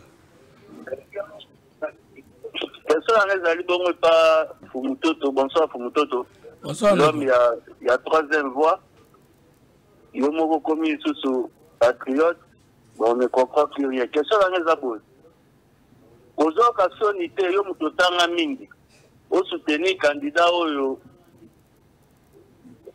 candidat aux situations, il y a classe naïsa compliquée, tous les battés, faux diplôme et tout, mais ils ont soutenu. Ils ont ça le sonité. Ils ont tout le temps. Merci beaucoup. Merci beaucoup. C'est très gentil. 089 73 88 067. Profil idéal. Il y a candidat président de la République. Fumontoto a Pesibiso. Ba élément, tous allez koko ba na mituna ya population. Allô, bonsoir. Allô. Allô. Allô, oui, allô, bonsoir. Bonsoir, Ndeko. Papa Fumontoto, bonsoir. Bonsoir, papa. Papa, yo lobi ma candidature na bango liboso leka ki se kaza na niveau étude belé koleka. Mais na yoka ki bal moko banako beta ma papa Vital Kamerhe entre Kabila na Félix Tshisekedi pona ba dossier na lobaki za opposition. Et cause à la ngote ba legisa ki ba moko na cour constitutionnelle Chakala. Ba dossier à nani? Très bien. Très bien. Merci beaucoup. Allô, bonsoir. Allô, Ndeko, bonsoir. Ndeko Fili na pesi mbote. Ndeko, bonsoir. Bonsoir, Ndeko. Mutu ana tu ni zabui. Na zeni muke sima. Dobre ali tembuza la présidence de la République pour le tanga. Est-ce que tu as vu dans l'Ancien Testament, la Bible, wani no dirigeaka mboka mo ya Israël, il veut dire banaka. Pablo Bolivia va le veut dire Tshisekedi. Wani a dirigeaka Israël.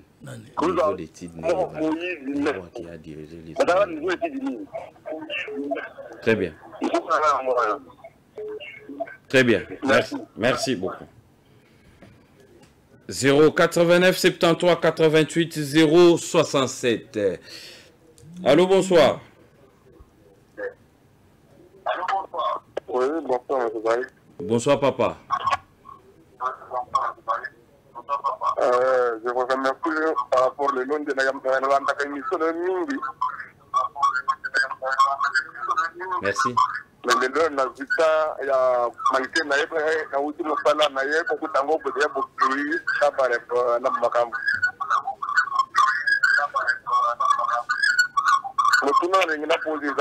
Oui.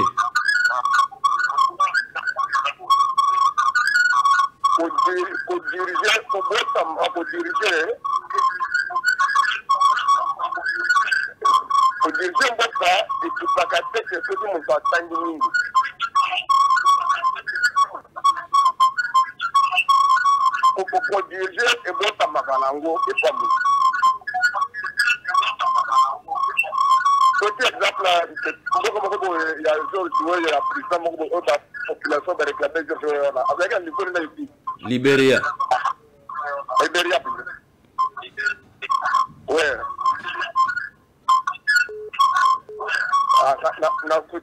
Merci beaucoup. Allô, bonsoir. Allô? Oui, allô, bonsoir. Bonsoir, maman. Oui, je parle à M. Fumototo. Très bien. Bon, j'appelle à partir de Mongafoula. Merci. Et Fumototo, on a étudié avec lui à l'INEKIN, à tant qu'un intellectuel, vraiment, il faut quand même une l'université en valeur. Parce que le président de la République, c'est quelqu'un qui a bien étudié. À l'UNIKIN, vraiment, c'était intelligent, bien pour voir comme tu fais ça peut te perdre. Tu es intelligent à l'UNIKIN, on voit comme si tu es en train de te perdre. Oui? Très bien. On continue avec des réactions. Allô, bonsoir. Très bien.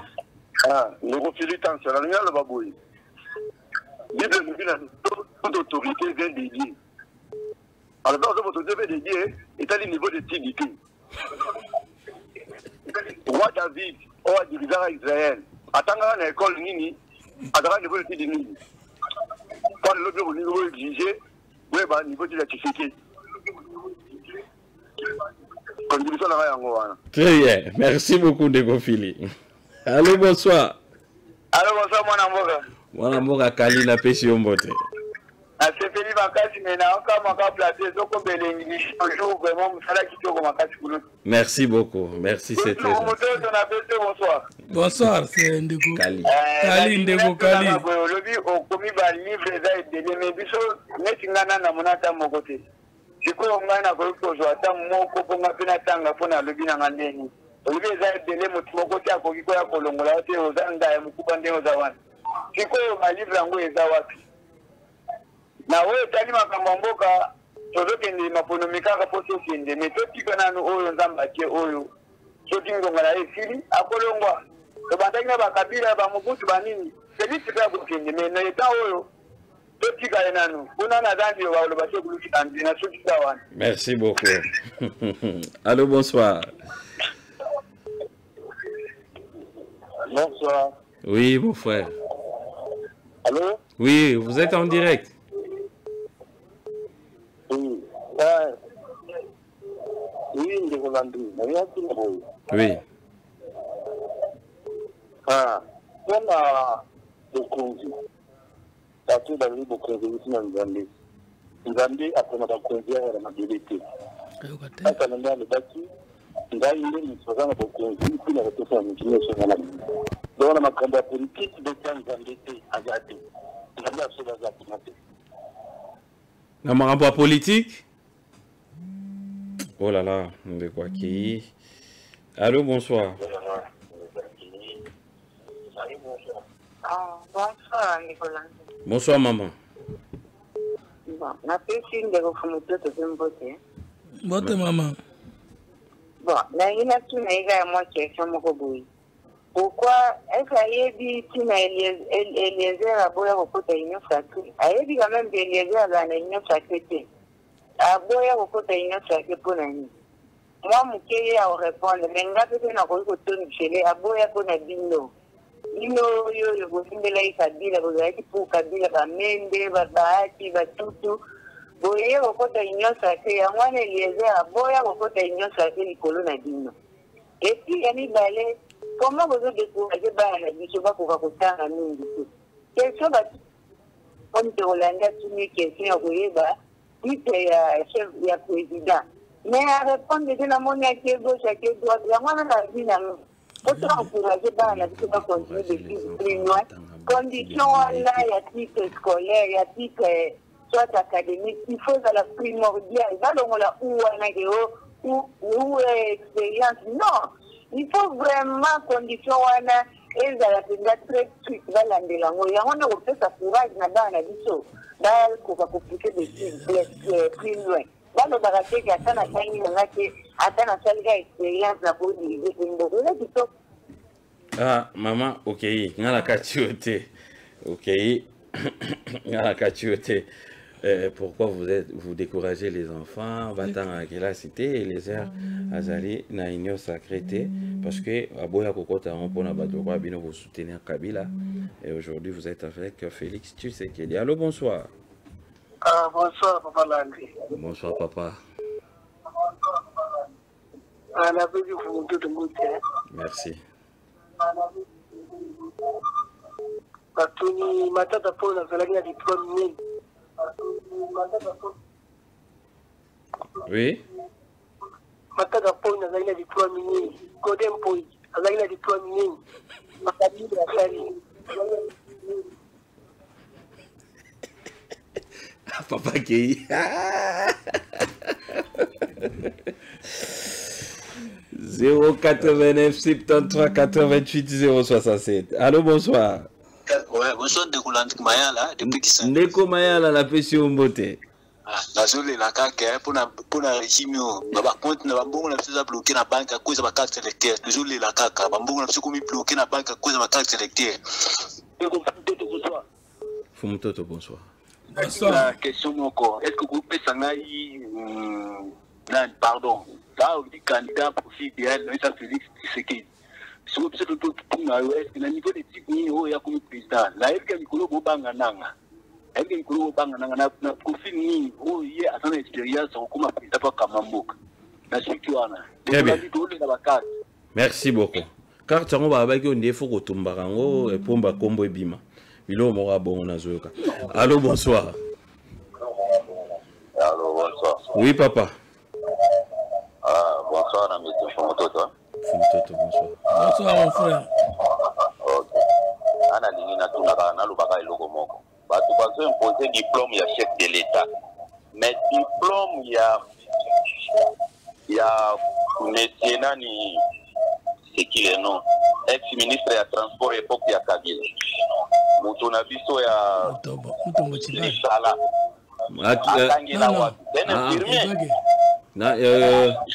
José Makila. Mais attends, la politique, c'est comme ministre. Mais un diplôme nini, en tant qu'un infirmier simple, même pas diplôme d'État. Merci. Très bien. Allô, bonsoir. Merci. Merci encore une fois. La Bolingo Bozo témoigner la dénonçons aux plus de 500 personnes en ligne. Message des Okota, vous allez belé. Merci. Encore une fois, merci. Famille auto conservée en vraiment. Et puis, pourtant, Koluka, pour changer notre cher et beau pays. Allô, bonsoir. Bonsoir, papa Landry. Oui, papa. Bonsoir, Fumutoto. Bonsoir, Ndeko. Oui. Ngai namonaka na ngai badeba oyo atangaki mingi azali baliso ebele efo deba parce que nzambe tokabino déjà ke okosala makambo boye sango kaka soki président Tshisekedi abongisaki mboka ko tokola kolia 2 fois 3 fois par jour nde bato na etili kozala nango te soki mosufri mingi efali bato oyo moto asufri biso autali wapi asasuki nini autali makambo nini mais Dieu vous a donné makambo biso oyaga atofa aujourd'hui c'est normal donc président Mundele Mundele pas de Mundele tout les autres calés donc les calmes pas de c'est tout le monde a goïgon on est là bas on doit dire que le président tu vois puis à nini d'accord les gens qui sont président tu ali très bien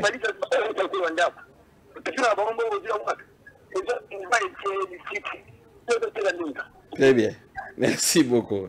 Oui, je n'encourage pas, mais DG moko ya régie des eaux relasa régie des eaux yengo yango bakombo moko abongo azalaka D6 atikala sikoyo po agérer bien chongo po agérer bien donc c'est un peu complexe. Allô, bonsoir.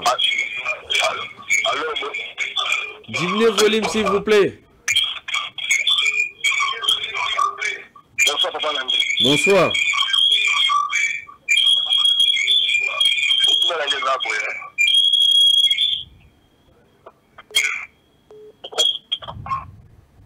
Oui. Bonsoir. Bonsoir. Bonsoir. Bino, vous avez dit que vous avez dit que vous avez donner mboka vous avez dit que mboka eza kufa pour diriger mais vous avez soutenir kaka makambo ya mboka eza kufa ya 68 ans 63 ans d'indépendance. D'après Bino, est-ce que l'Union sacrée a dirigé mboka malamu?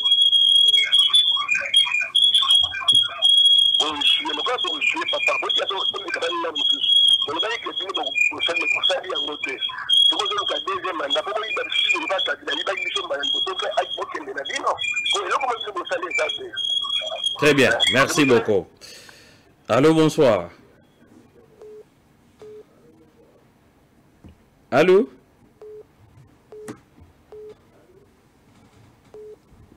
Oui, allô? Très bien, on va peut-être récupérer des personnes, topé sa peu opportunité na fazo yo na bagi na roti que la bino tambo sur la info montoto. Et pas rejoindre temps pour répondre à biso. Allô, bonsoir.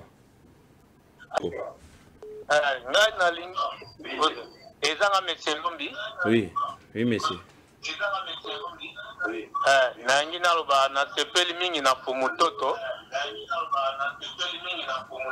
na makamba zoloba. Ok. Nalanda kaye mingi. Mais nangi koloba boy. Do pot toza na mboka oyo batu balingi opposition ezali. Oh là là, ndeko kei. Allô, bonsoir. Allô? Oui, ndeko. Oh. Je suis désolé. Je suis vraiment désolé. Téléphone saturé et puis oh là là. Veuillez m'excuser. Aïe. Aïe.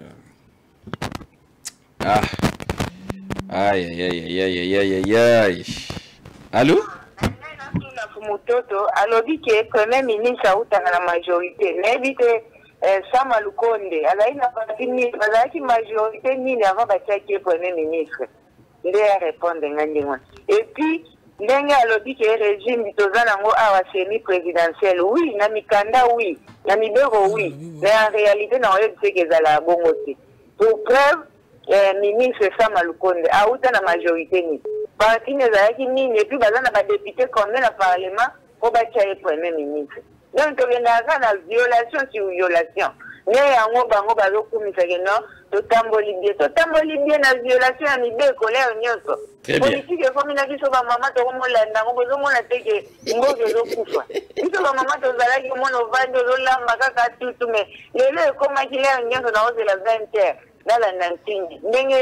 il faut pas se l'équipe. C'est que nous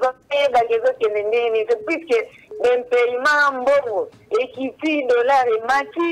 Il y a moins de ça la question de la rate, le président attend à sa saline. Donc on a tout à fait raison. Hein? Mais violation, c'est une violation. La vie, c'est ma maman, tu on a un ménage. Alors, il faut pas y avoir des mots qui couchent. Très bien. Merci beaucoup, maman. C'est très gentil. Ah, Negwa Bengi a le bien, Mikolo, Azo Sepela, moi, ma chemise. Yo peux courir au salaire du sopédon, au loquet à moi, téléphone et à moi $400. Oh, tout son qui 380. Une année après, ils ont supporté sauter. Yo peux courir à moi, téléphone et à 400. ça biso don't bande comme so pe ba roya na moi chemise mais ma be biso ba congolais ce qui place à 1 na lobby in bokanika wana alobaki in voilà loba 1 place isoko ya kosunga to soutenir raté.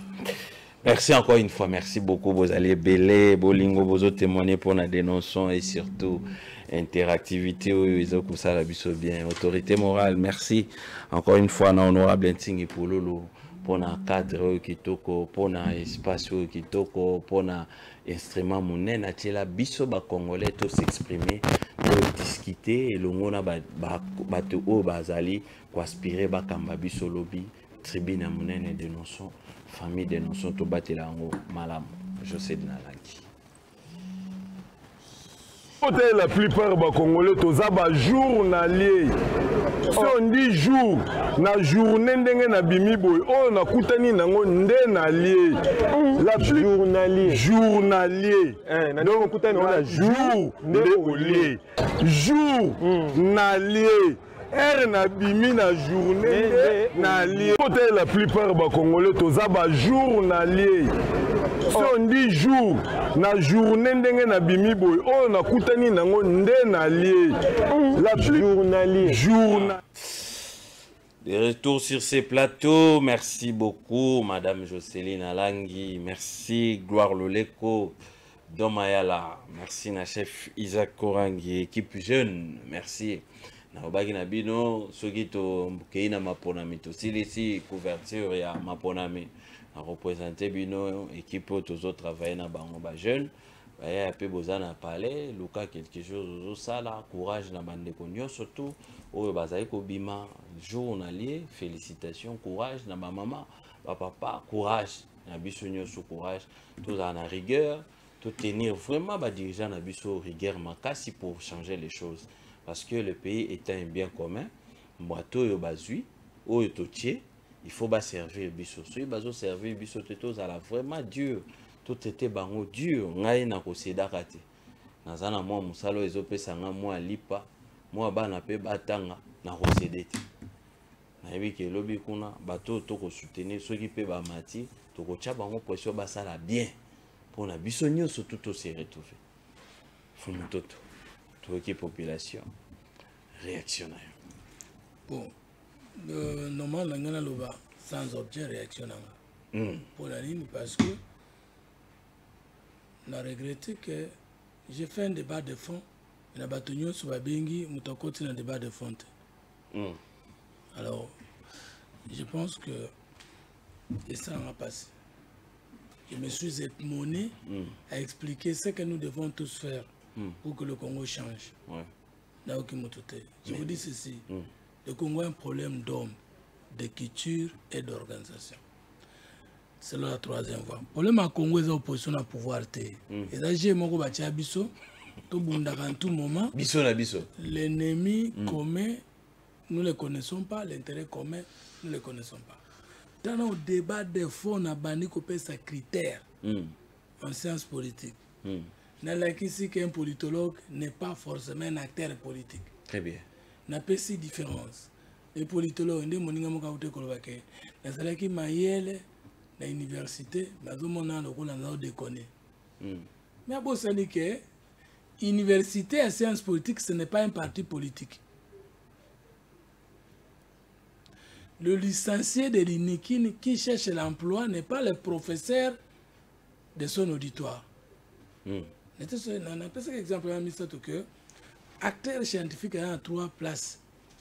Il mène un combat politique pour que les choses changent dans ce pays. Il devient acteur politique.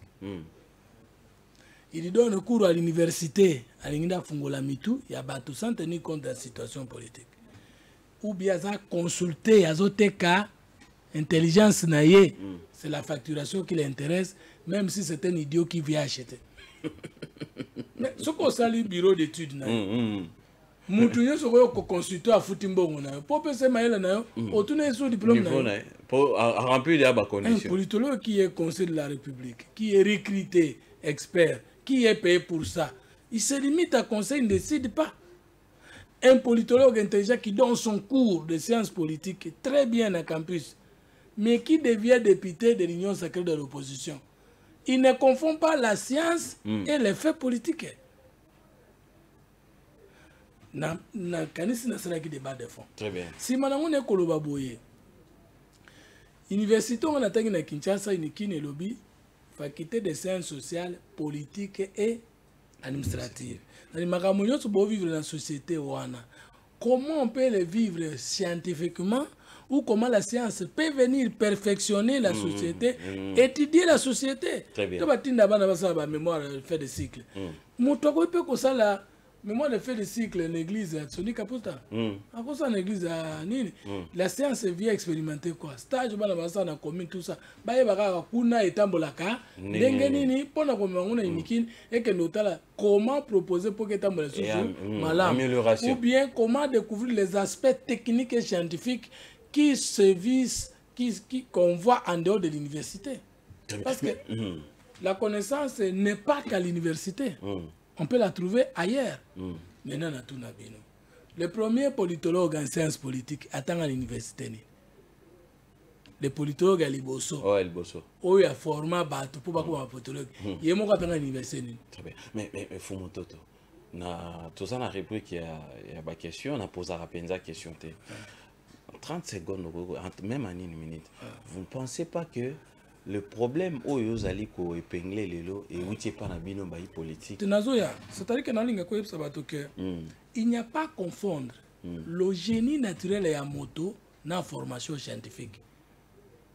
Et ça, il y a des charismes spéciaux, les cas de l'université, mais pas de l'université. Très bien. Et ça, il y a des université, mais génie zéro. Zéro. De l'université. On doit concilier les connaissances sociales de référence et les connaissances scientifiques. Socrate à l'université. Qui nani père Hippocrate, il a terminé la médecine. En disant ça, je ne dis pas que l'université n'est pas utile. Maintenant, sur le plan divers, toute autorité vient de dire. Où étaient les licenciés, les docteurs, lorsque Tshisekedi devenait chef de l'État? Parce que dans la politique, c'est les combats sur le terrain. Yo osa licencié, yo osa docteur, osa membre d'un parti politique. On mène l'élite pour ou contre le pouvoir. Que bateau va postuler si ma élite politique. Batika ko postuler, baya ko benga licencié ko postuler alors que tu n'as pas d'ambition. Ce que nous pouvons demander aux scientifiques, c'est revenir à votre question, affronter des ambitions politiques. Mon peut être un bon politologue, mais un mauvais acteur politique. Ça a été démontré à travers le monde. Tout comme on peut être un mauvais politologue, mais un bon acteur politique. Et c'est quand il te découragé, il va t'engager. D'autres exemples, par rapport à l'élément au PC. On prend un scientifique, le docteur Mukwege. On prend un acteur politique, Martin Fayulu Madidi. Militant Batiki Madidi, Martin Fayulu va soutenir un scientifique au hasard fondamenté. Est-ce que exemple par rapport au Yolobi. Est-ce que vous soit tous Félix Antoine Tshisekedi. Tolandaki Tshisekedi père, pour être docteur en droit ou bien être acteur politique? Acteur politique. Ok. Maintenant, Mobutu abebisaki mboka pour avoir un diplôme. Il paraîtrait que ça la journalisme mais déjà stage. Musée atekaki mboka, atiaki ba étranger bako matina tête ya mboka. Azaki na diplôme te. Azaki na. Voilà. Joseph Kabila est licencié dans les relations internationales. À Kamaki Mboka Malam. Au Congo, nous avons échoué et avec sans diplôme et avec les diplômes. Solution, il faut l'aider aujourd'hui. Le diplôme ne suffit pas et l'intelligence naturelle ne suffit pas. Maintenant, chef de l'État, vous devez avoir un diplôme. Entre Mouto et le premier ministre Matata Tanga Mingi. Mais il y a une gratuité enseignement primaire était. Nakabilo a été licencié, le docteur en sciences politiques. Aboya qui gratuité l'enseignement. Nati Tshisekedi moto yo, aza licencié était malobi, après sa gratuité de l'enseignement primaire et secondaire. Par rapport à ce point-là, tu peux mettre la maboko nani. Oui, parce que tu as eu diplôme. Kabila licencié, Matata licencié, aujourd'hui professeur d'université. Bangombale bakangi bana biso kachi. Kaka bana bariche. Batanga bamsu batanga te. Baboyi kofuta ba enseignant babengi bango no NP. Non payé, c'est non payé, une nouvelle unité. Batiki Bango. Batiki Congo na 61 000 écoles mécanisées payées. Babomi IGF ko contrôler mbongo à l'état te alingeti vanda na yo so olingo zo mbongo zo na ndenge na yo mais kotala makamba mboka ya contrôle mbongo te. Bazaki na ba diplôme to bazaki na ba diplôme te. Bazaki na ba diplôme. Mais Suko, qu'est-ce qui a fait défaut? C'est le niveau d'études ou c'est le niveau de conscience? Problème d'homme. Ah, le problème d'homme, d'écriture et d'organisation. Moïbi atangate, na Moïbi atangi mingi, na naza plus dangereux na mboka. Moïbi atanga mingi. Voilà, parce que Moïbi atanga mingi a kozwa mayele na ye au service ya Moïbi na ye. Kende na ba cours de tribunaux. Nos juges qui détruisent le pays. Oyebi ke na mboka o juge na avocat ba koma bandeko. Oui. Nakosi? Avocat na yo. Na magistrat ba koma bandeko. Ba ke coopérer na mkongo na yo. Oyebi na magistrat bosuka ka uza bandeko ka.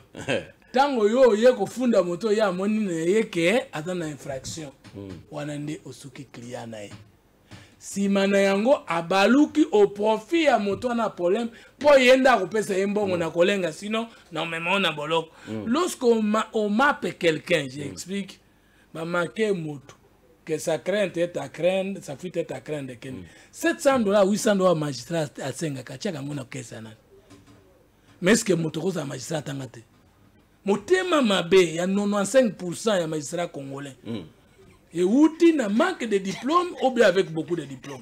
Le magistrat tangate azalate. Évitez ce que parce que moi je pense que pour tout un magistrat, il faut que ça n'affecte pas. Donc les chefs de l'état zolé là-haut, justice les autres traduit et ils trahissent biso. Et puis est-ce que qu'on a absence de diplôme les diplôme au Congo. Système éducatif na biso ils a dépassé même par rapport à normes UNESCO. Est-ce qu'il y a un vrai diplôme? Je partage avec le plateau Morona Kolutu Yamba Lobby classe ni tozo tanga ya kopiaka. Voilà. Donc est-ce que vous comprenez un peu le problème? Donc le problème du Congo est plus profond. Josaphat Zaki Rwanda Israël Nambula ni. Joseph Akendaki ko réussir ko gérer Égypte na crise. C'était un étranger. Azraki na niveau d'études nul. Devons-nous dire à nos enfants de ne pas étudier? Non. Très bien. Devons-nous dire aux Congolais que le diplôme suffit pour être un bon homme politique? Non. Maintenant, il faut que Batou Batangite ba écouter, Batou Batanga. Puis il faut Batou Batanga te balanda Batou ba connaissance même à l'université. C'est ça qu'il faut considérer. Maintenant, on répond de maman. Alors, binangai sama lokonde a outi la majorité nini. Aouti la majorité aux qui créé na union sacrée. Très bien. Natikali kolobata mukolomoko ateke toza na régime présidentiel. Au moins que même bato auto na biso ba question na ba nyongo, badana bango na mutu, mais na par rapport na nga on a lobité. Mutu moko tuninga mais Eliezer. Abimi Mosanta wa pokota union sacrée. Oh mais po biso to uta na Kabila, nga na uta na Kabila te. Nga na kota ki na FCC na 2018 Kabila 6 mandats. À ce mandat déjà. Mais même ceux qui n'ont pas na Kabila. Mais est-ce que Christophe Mbosso na vieux Bahati on va diriger l'Assemblée nationale na Sénat nga na za primo buti se kabisa ke bango et les ala abimi kuna qui est son chef de l'Assemblée nationale? Le président Mbosso n'a jamais nié qu'il n'a pas été moboutiste. Mais prouvez-moi que Mbosso n'a pas Mobutu aïba te. Il ne faut pas penser que tout le monde qui a travaillé avec Kabila est mauvais. C'est faux. Oui, oui. Il ne faut pas dire que penser que tout le monde qui travaille avec Tshisekedi est sain. C'est faux. Miibi batondi na Tshisekedi, miibi batonda na Kabila, miibi batonda na Mobutu. Batu malamu bazaka na Mobutu, batu malamu bazalaki na Kabila, batu pe malamu bazana na Tshisekedi. Mais les choses pas alors, parce que culture il y a des missions crème bazana ngo susute moi na mboka ya na mboka fumototo. Oko démissionner pona nini? Bisonyo stovanda kana mboko oyo. Qui a posé la question un jour na ministre? Salaire na to mona ngona budget yango oyo. Mutuka ozota mona ngo ya $500 de ko $500,000 de ko. Ozongo na nzela nini? Qui peut te poser cette question? Mais alors, Namboko yo ibi, ngape na za mo ibi na eko iba, qui va faire quoi? Donc, c'est pour te dire que des missions qu'on a tant que nous te contrôler, bah très de vie à bah dirigeante. qui n'a en fois ça là, assemblée.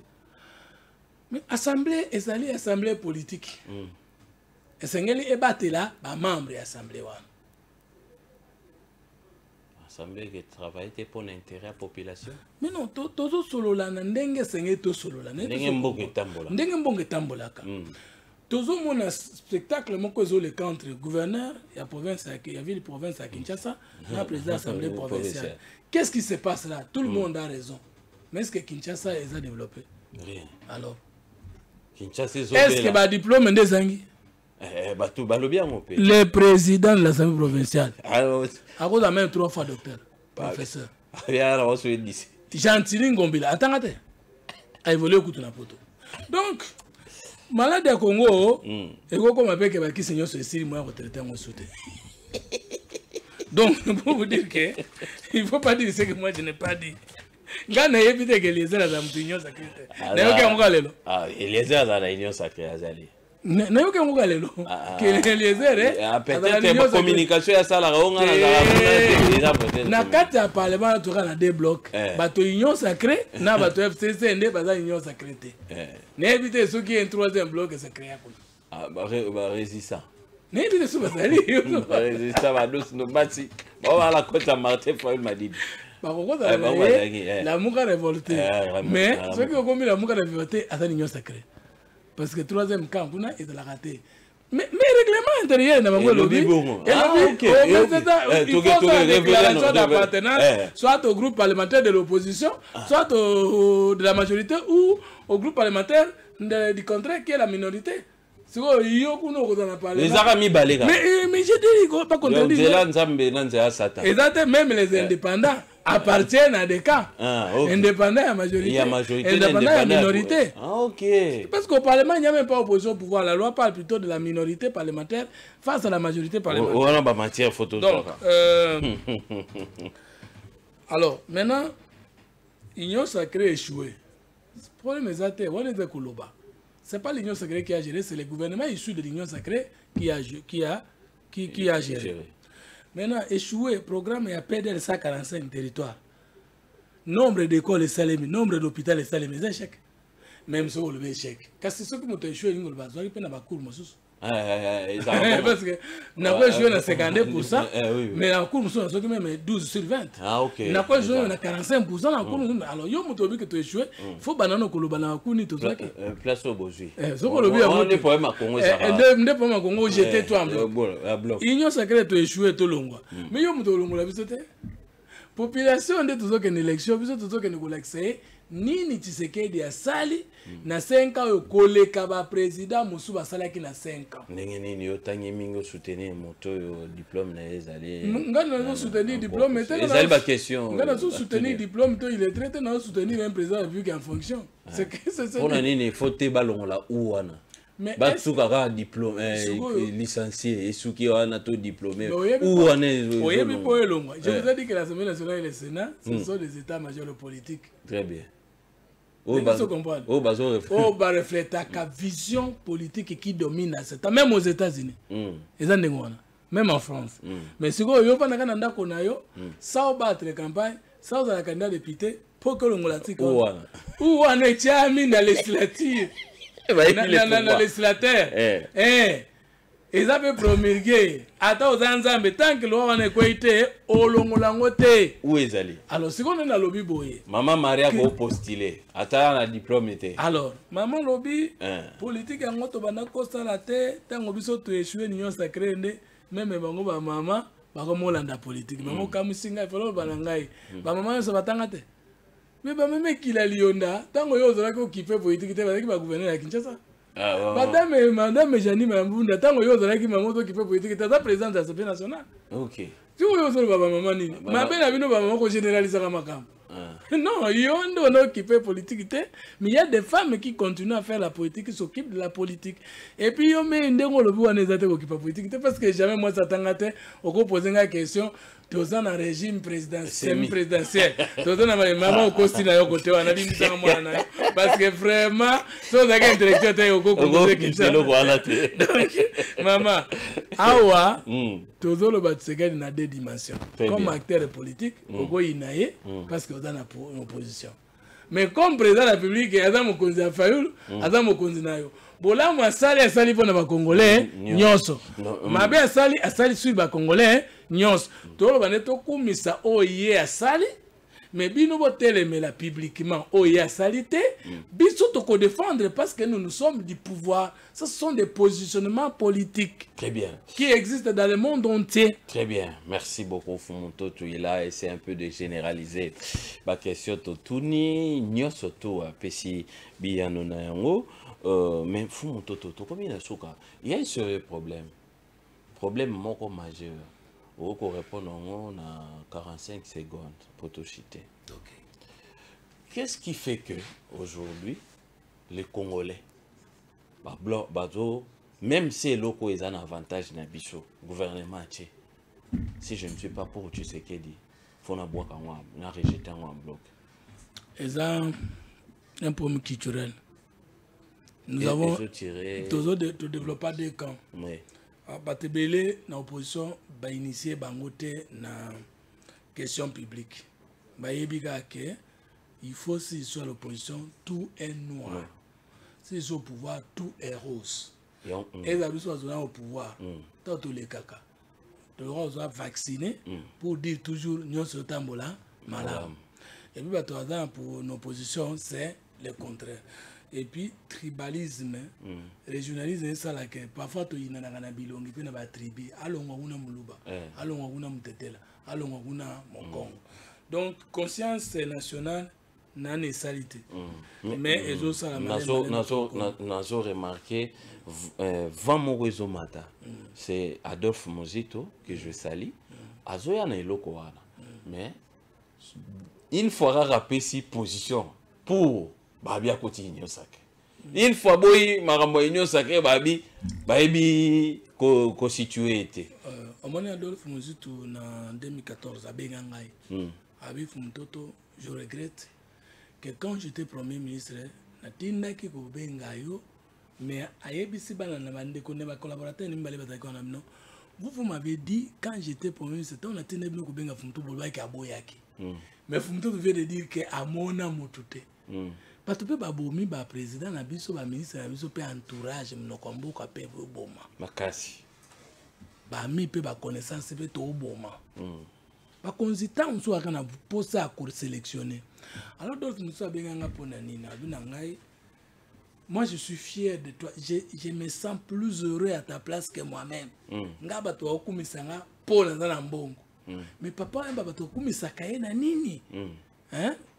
Oui, la somme comme ça nini alors kana bengi yo pozo mombo nga pour publier ba idée na ngai ndengo zo publier ya yo parce que je souffre que makambo na yebi na motema zo yeba na te mais nazo beba lokumu na makambo na yebi te. Très bien. C'était à quelle époque quand de komoko zo le kambo zo iba boye muzuta alors te ko fumototo ngai na yiba tepe même satan même nzamba ko prouver te nga muzutu na yiba. Très bien. Et je suis première personne Nassimande Kwana Koleka Kobe Bisele Koum qui était passé à la télé pour prouver que Mouzoutou n'a jamais volé l'argent de l'État. Et j'ai raison aujourd'hui, aucune enquête n'a confirmé ça. Donc Adolphe Mouzoutou fait partie des Congolais qui ont compris ce que nous devons faire. Moi j'ai compris longtemps avant. C'est pourquoi tu critiques. Mais ce que Namboka Nabiso, ce qu'on a critique, c'est qu'on a sans position. Mais ce qu'on a tendancier, allez là au fond. Soit dans le pouvoir, allez, commissaire, soit dans la position, bon manioso, dénoncer même à l'okuta. Il y a un épisode en 3 ans tout bas. Personne ne connaît tout, mais tout le monde sait quelque chose. Rien n'est totalement bon, ni totalement mauvais. Toute chose reste égale par ailleurs. Ce qui nous unit est plus grand que ce qui nous divise, que le Congo gagne avec ou sans vous. Tant qu'on commence à niveau 1, très bien, merci encore une fois d'être passé. C'est moi qui vous remercie. Merci Nabino. Lelo na finga mite. Na finga m'a répété. Mais je suis content des avis contraires parce que ce que je ne sais pas existe. Très bien. Dans la zone qui est candidat député national à Lomela, la province à Sankuru, na territoire à Lomela. Pour la Botamakikuna, mais Kinshasa de Bokolinga. Nazo Kendepe, candidat député provincial Nansele pour MSC Kinshasa. Alors, Nazo Zonga a des choses. On a 5 opposants Nango, on a la candidat président de la République, on a l'électeur, on a candidat député national ou une élection municipale. Tolo na liboso nanzo tunabiso la culture d'échec. Siège Zamoko, na national, na présidentiel, 24 personnes, ce qui court conscient comme maintenir. Dans l'homme, il a 24. Ce qui fait que tout le monde a gagné. Donc, tant qu'on a que toi ou rien, fait ce que ou rien, c'est faux, c'est pas bon. On peut parler aux élections et dire moi ou rien. C'est-à-dire que ceux qui ont gagné, c'est que l'élection est gagné malin. Ceux qui ont perdu, c'est que c'est ni à tricher. Et ça qui tue la malamouté. Ou en opposition. S'il vous plaît, on peut ça conserver. Déjà une minute de belle. Yami Balé, tokenena la victoire de la simplicité. Ceux qui ont longi, ils ont mutu aliboso, yakotana maboko, poto salanini, dotonga mboko. Alors, si d'un côté, il y a la culture d'échec, de l'autre, il y a la victoire de la simplicité, nous allons protéger la République. Mais ce que c'est une soka victoire, pas population, gaïnde, c'est une malam. Ce qui est quoi, c'est une communauté. Très bien. Merci. Merci beaucoup, Fumontoto. Merci encore une fois, Kulutu. À chaque fois, tu as répondre à une invitation à Bisso. Merci à Congolais, surtout, Tissiko, téléphone, les alliés kaka sonner. Et merci et puis courage. Merci à la grande famille de notions. Le but est un débat à Kafu Kafu. Tous à la paix belé, tous participer. Merci encore une fois. Na ba Congolais au bazali ko croire na lolenge kanito ko sala musala. Lelo na epsa ki bino bo raté loko te, bo raté pété, ba o pe ba raté biso na pourquoi pour Rolanda rediffusion lobby et puis continuité zali na TV officielle. Merci na ba o bazali ko croire na musala tozo sala. S'il faut soutenir, pour soutenir biso, nous sommes en plein chantier, toujours travailler. En une minute, il y a qui a remarqué changement, un mot. Là, tu peux veste et tu peux. Je vais faire cette émission à veste. Jamais vous savez l'émission à veste. Nous remercions Ndekonangai, honorable Lipasa, Nangai Ntingi Pululu. Malam mingi na nengo pesa biso cadre pour que tu réfléchisses à ça. Nous remercions pays Ndengo Kansangai. Merci. Sanité Maman Hélène. Nande Colombe Joël va accompagner Kingai. Maman Nandako et puis Bandeko Nyoso. Surtout Balingala Ngaite, Bangonda Sarena Lembarate. Très bien, merci beaucoup. Merci, on se retrouve déjà demain pour le compte de cette émission à 19h30 pour un direct, à 8h15 pour la rediffusion de cette émission. Encore une fois, merci à l'équipe technique. Merci Nabaïnyo Sobozo Kwar Namusala, évangéliser surtout pour la dénonçon pour les alliés mission à Bissonio sous peuple. Merci. La plupart des Congolais, tous les journaliers.